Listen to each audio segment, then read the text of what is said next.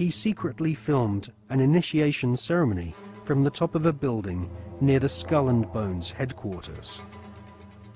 Members of the order dress up as the devil, the Pope, and a kind of Don Quixote character.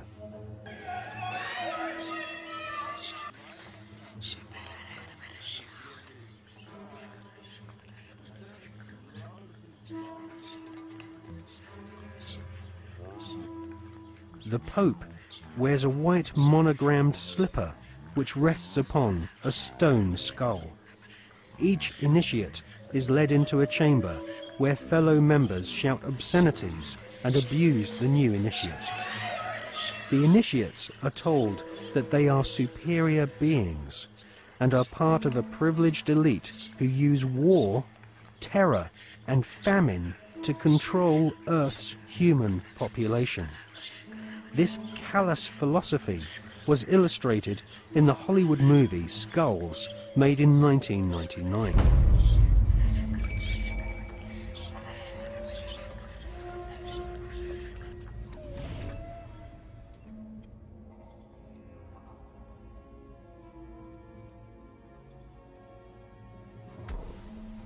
Over the years, there have been several break-ins at the tomb, which is the headquarters of the Skull and Bones at Yale University.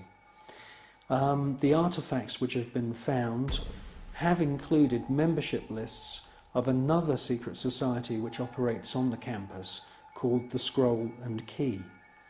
Now, it seems pretty obvious as we research this material that the Wolf's Head, Phi Beta Kappa, the Scroll and Key, and Skull and Bones are all different flavours of the same Bavarian Illuminati secret society.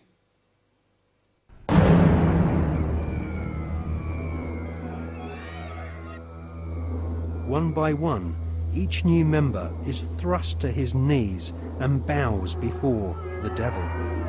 A naked woman is ceremoniously assaulted with a dagger. The devil lays each initiate into a coffin, and a ribbon is tied to their genitalia. Everyone is encouraged to divulge their entire sexual life history whilst masturbating.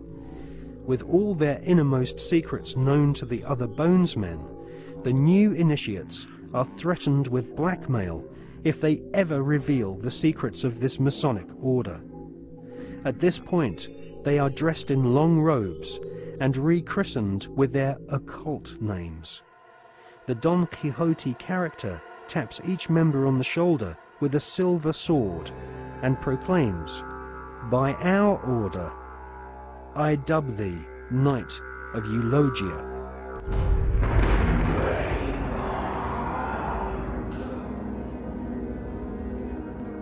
We can exclusively reveal that George Bush Sr.'s occult name is Magog, which is the name of the evil army commanded by Satan to visit Earth and destroy the kingdom of Christ.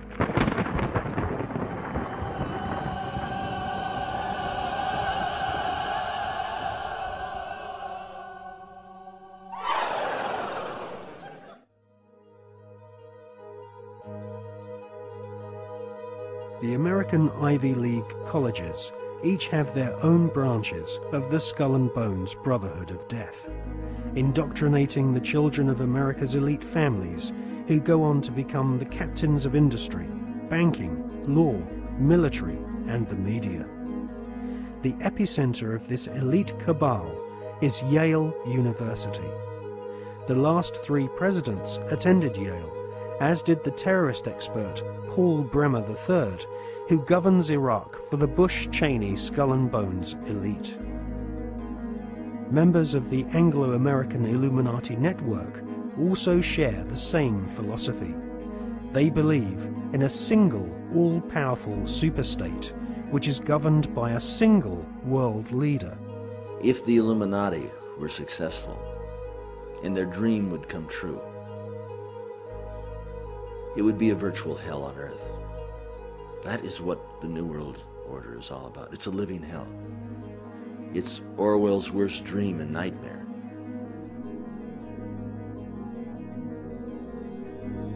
Well, to understand the philosophy of the Skull and Bones Society, you have to understand the philosophy of 18th and 19th century Germany with people such as Hegel.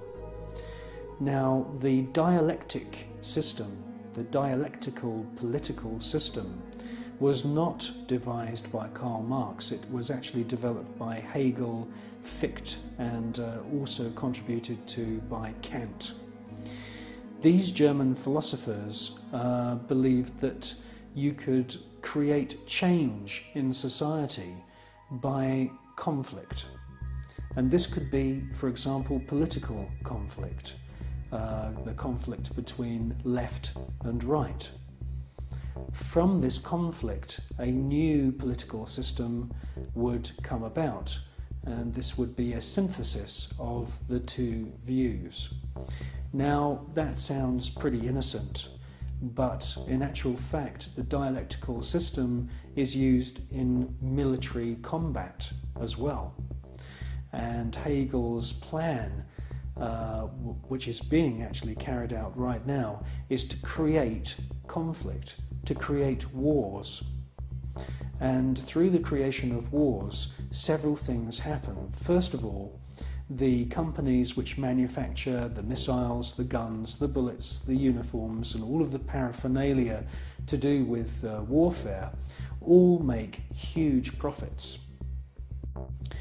Secondly, there is a culling of the male population. Since the 1950s, we've had several reports from think tanks that feed information into the European Union, the British government, also the American government, which are recommending depopulation.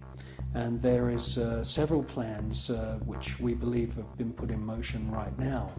And obviously war is one way of depopulating the planet. Now, in addition to creating false conflict and engineered wars, the Hegelian philosophical system, which is being followed by the Skull and Bones Society at Yale and also the group at All Souls College at Oxford University, the Hegelian system also requires complete and utter obedience from everyone in society.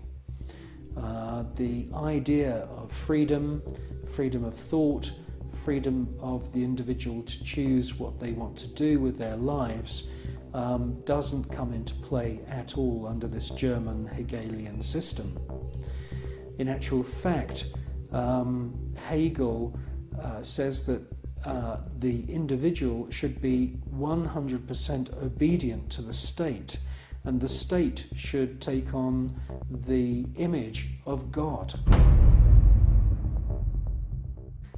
Now, in the Hegelian system, the state is all-powerful, so we should ask ourselves, what is the state? Well, the state is the elite.